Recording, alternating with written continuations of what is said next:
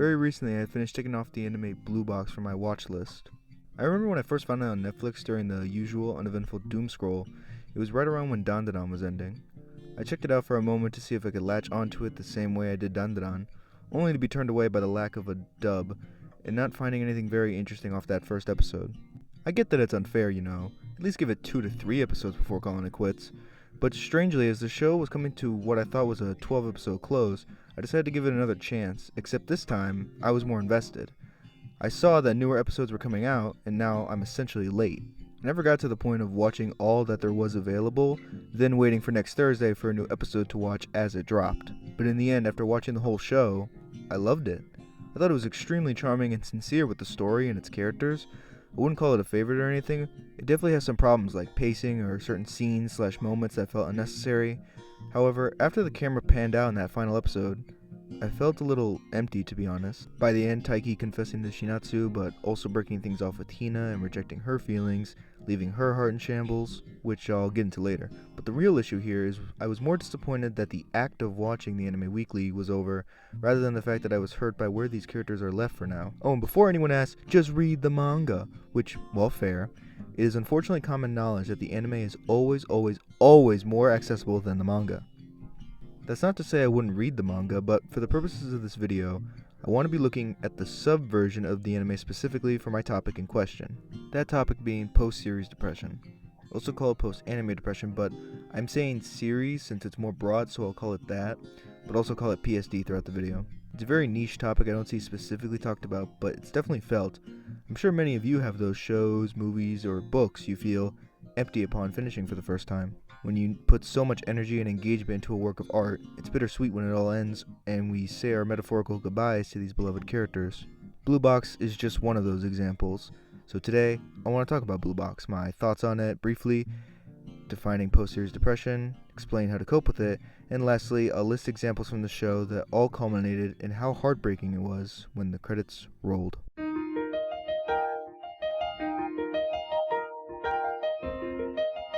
In Blue Box, we follow our main character, Taiki, a badminton player at the athletic school, Ime Junior High. He's not the best or the worst on his team, he's simply average. Every morning he trains early to get better, but also happens to see his upper-class woman, Shinatsu, the star of the girls' basketball team. Very quickly, Taiki starts to crush on her, admiring her determination.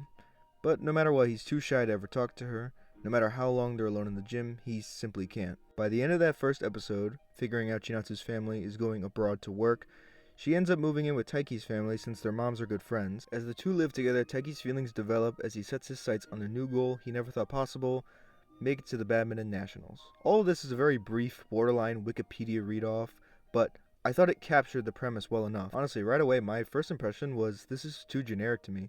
I like a nice grounded romance, don't get me wrong, but sports stories usually aren't my thing, so my disinterest of the sports side of the story initially outweighed my interest for what I believed, even then, would be an endearing romance, if that makes any sense.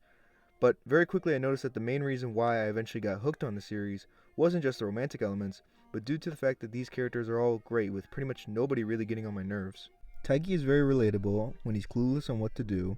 His dynamic with his best friend Kyo and childhood friend Hina is great, and in general, Taiki's growth to me as an athlete feels more believable than most protagonists of the sports genre. You really do grow to root for him to confess to Shinatsu and relate to his struggle to get better at a skill in spite of limits stacked against you. Those limits being my sanity as I edit this video. But I digress. Also, just getting this out of the way since it is not the main topic, Shinatsu is better for Taiki than Hina is, and this is coming from someone who likes the idea of Taiki and Hina together. More so after her initial confession, I wanted to see her win in the end, only to be hurt during that brutal rejection by the end of that camp arc. Because let's be honest, Shinatsu just simply makes Taiki a better person, better athlete, and she is undeniably Taiki's biggest source of motivation. End of story. I'll admit Taiki is clueless sometimes, but not the thick-headed kind of oblivious. He's ironically more self-aware, especially in terms of social situations and instances when other characters could embarrass him, or it's him doing it to himself. Like when Hina catches on that he likes Shinatsu, she smirks and teases him like any childhood friend of her archetype. Or at the end of the school festival mini-arc, other badminton players Nishita and Haryu are also at the school play, but not without reason. With Haryu citing that nobody really goes unless there's someone they want to see, or they know somebody from the cast. Meanwhile, I think Nishita was just tagging along. except when Chinatsu tells them that Taiki is going to be the prince alongside Hina and Snow White, which is also during a time when rumors about her and Taiki being a couple spread around, they immediately lock in to see Taiki make a fool of himself. It's great. My favorite scene though is when Chinatsu and Taiki both make wishes on their ankle bracelets to do well at nationals.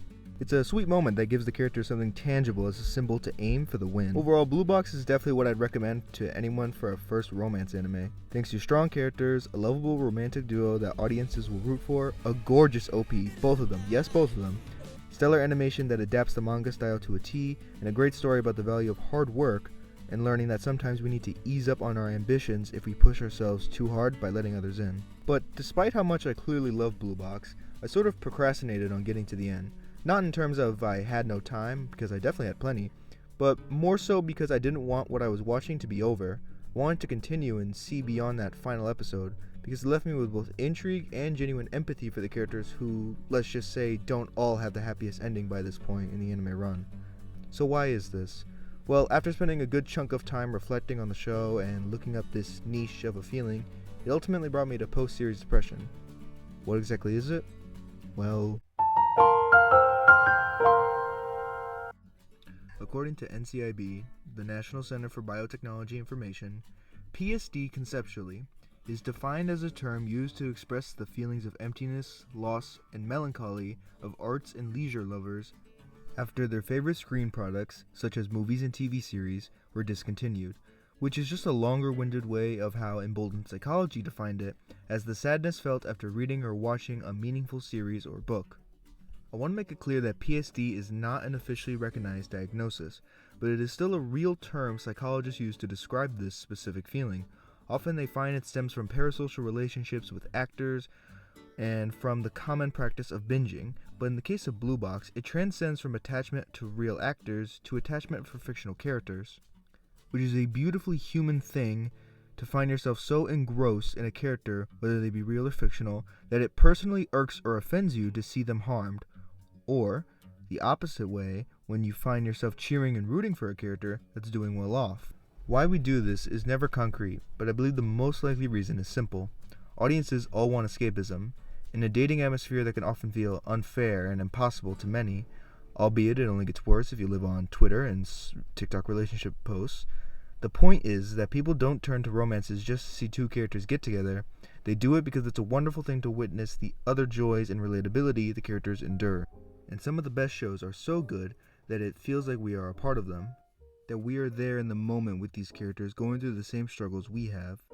And yet by that final send-off, that goodbye, or in the worst cases, that cutoff in shows that have been canceled for good or are on hiatus for the time being, we feel very down on ourselves. Our impression of the characters and the story that we've witnessed will never be the same twice in a row. The weekly routine of tuning in to what our favorite characters are doing this time is now over. As people, we naturally crave routine because of a need for stability and predictability in life.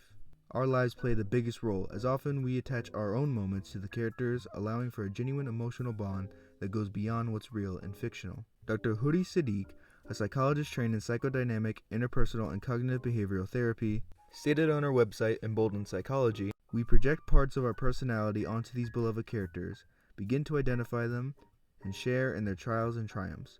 We feel like they are a part of our lives and our personal landscape. In other words, I know that the Blue Box cast is absolutely fictional, but the way their arcs are written makes it so that way if Taiki is overthinking Chinatsu's signals, I feel frustrated because he is so close but so far. Or if Kyo is being the greatest wingman ever, mostly by bailing Taiki out of awkward situations or discussions, then I cheer and get excited because I want to see Taiki succeed as much as Kyo does. Watching the cuter, simpler moments between Taiki and Chinatsu as they grow and learn from one another is the best part of the anime for me.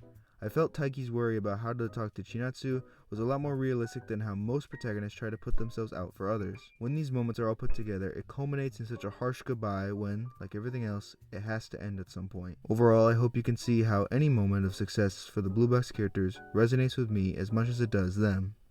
And yet, the opposite is also true, and if anything, it hurts a lot more.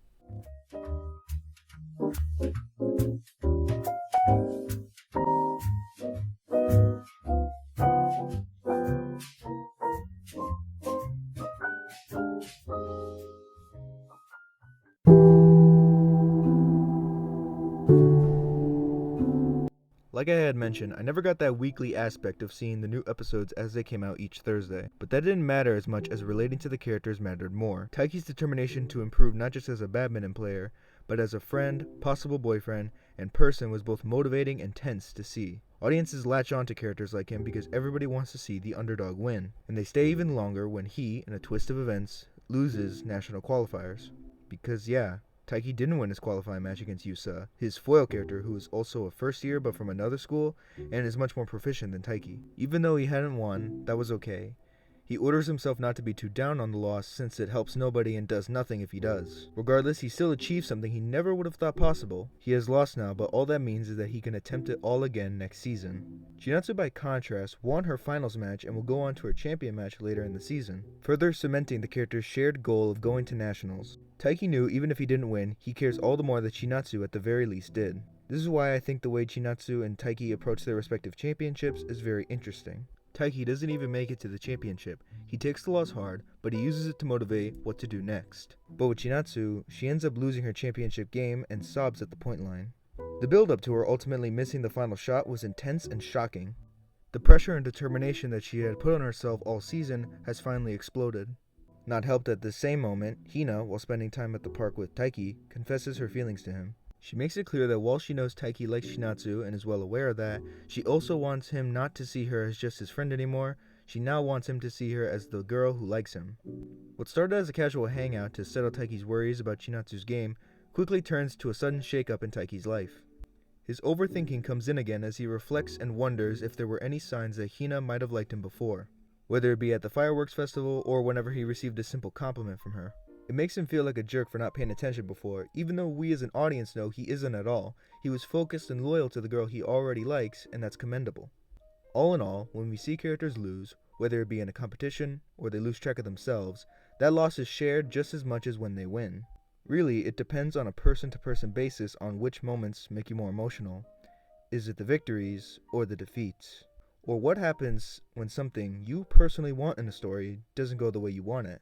If a couple you rooted for is the one that just can't work out, how do audiences experience a character being rejected?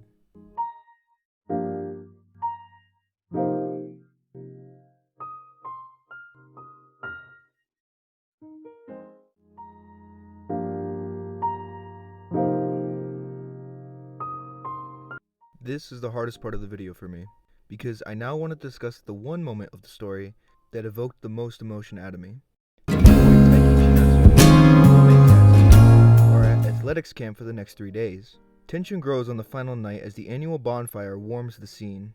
Taiki and Hina are in the main building, initially to get supplies, with Ayame pestering Hina to join Taiki since it gives them a moment to be alone together. From Ayame's perspective, by getting them alone together, it gives Hina an opportunity to potentially woo Taiki, even though it's just continuing to consistently meddle with their already fragile and confusing relationship. Similarly, in our lives, we may have our own friends who try to hype us up to take things further with a girl or a guy we like. Even if we don't personally want something too soon or sudden, friends like Ayame are still there cheering in our corners. But when it comes to Ayame's advice, I take it with an atom of salt. I mean, how superficial she starts out.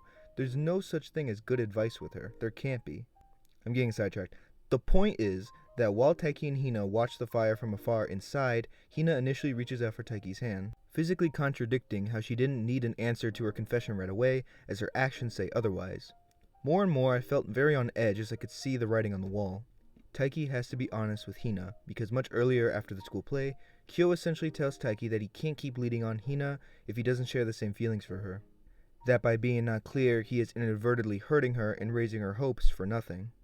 The decision being commit to Chinatsu, or consider that he may partially in some way like Hina too. But now at this point, Taiki has the emotional maturity to make his call.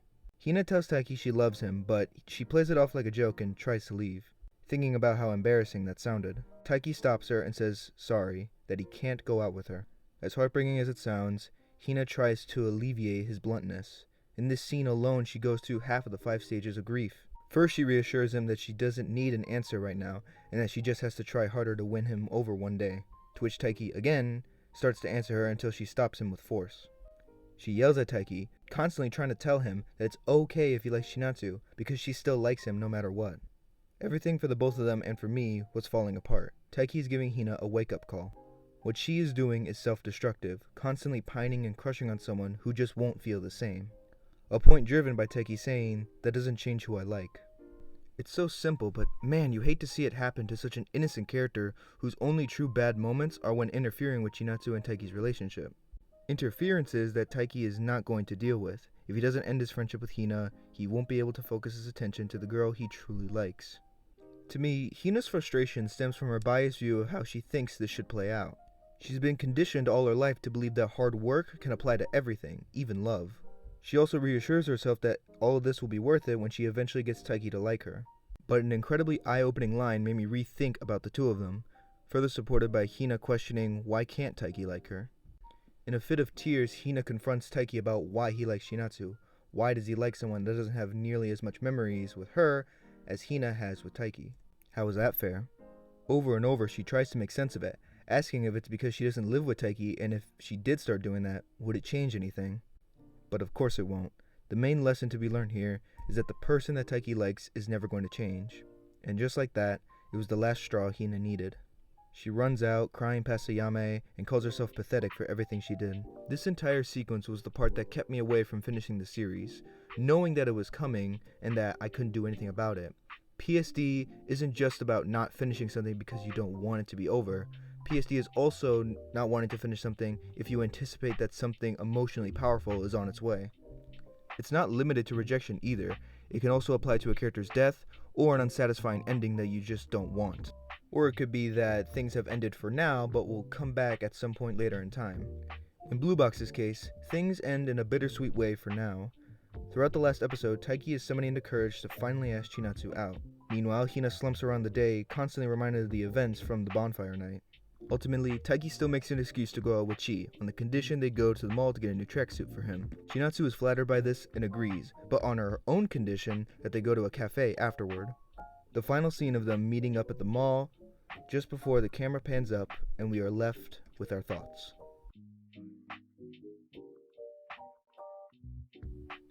Blue Box is a fantastic series to me, and a genuine surprise considering how quick I was to brush it off at first. From what I hear, the manga is much better and goes much more in depth, which makes sense. From excellent characters, a motivating story, beautiful animation, and a lovable romance, it is an easy recommendation to anyone. But the last question I want to ask on this video is, what do we do now with this PSD? Well, in my experience, it can either last a good while, or be brief but still hurtful. Your first thought might be to watch something else, but as that Emboldened Psychology article put it, replacement is not the solution. Instead, experts recommend simply discussing the show with close peers, journaling, like what this video is, or personally reflecting why it was so important to us, are just some of the ways we can process. I'll link the whole article below. It's a good short read and was the biggest help for this video. Now, I'm not saying everyone should make a confusing to market video about their own favorite show, but just as I write this, I feel like I really am properly reflecting with my time with Blue Box. I plan to collect the manga and I'll see for myself what lies ahead. But for fellow show-only watchers, just know that this strange mix of nostalgia and the need to fill the emptiness within us has a meaning to it. Fiction affects our reality, and I think more people should be aware of that. Fiction opens the gates for the basics of empathy and new ways to express or find ourselves. And since this video started with a quote, it's best to end on one. Thank you so much for watching or listening, and I'll see you again.